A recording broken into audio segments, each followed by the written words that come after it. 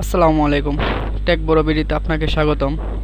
আজকে আমি আপনাদের মাঝে একটা সমস্যা নিয়ে হাজির হয়েছি যে ফটোশপে আমরা যখন কাজ করতে যাই কোনো ছবি নিয়ে, তখন কিছু কিছু ছবি ফটোশপে এলাও হয়, আবার কিছু কিছু ছবি ফটোশপে নেওয়া যায় না।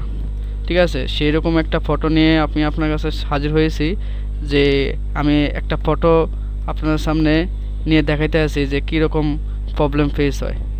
দেখেন এখানে কুড নট ওপেন ইউজার, ঠিক আছে, এই যে আপনার এই প্রবলেমটা হইতেছে।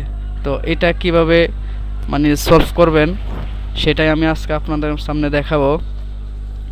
তো আমরা যে ছবিটা প্রবলেম সেই ছবিটার মাউসের রাইট বাটন প্রেস করে ওপেন উইথ উইথে যে প্রিন্ট নামে একটা সফটওয়্যার আছে, এই প্রিন্ট নামের সফটওয়্যারের উপরে ক্লিক করে কন্ট্রোল এ কন্ট্রোল এ প্রেস করলে সম্পূর্ণ ছবিটা সিলেক্ট হয়ে যাবে। ঠিক আছে, তো আমরা এটাকে কন্ট্রোল সি দিয়ে কপি করে ফটোশপ 7-এ আমরা কন্ট্রোল এন প্রেস করে ইন্টারফেস করলে আমরা কন্ট্রোল বি দিয়ে আমরা ছবিটা আনতে পারি। ঠিক আছে, তো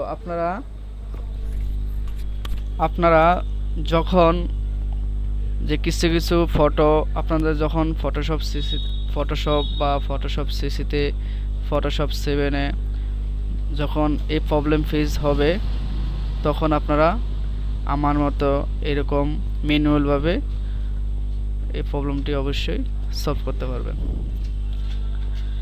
তো আজকে এই পর্যন্তই। ভালো লাগলে ভিডিওটি শেয়ার করবেন, বন্ধুদের মাঝে শেয়ার করবেন এবং ভিডিওতে লাইক, কমেন্ট এবং সাবস্ক্রাইব করে পাশে থাকেন।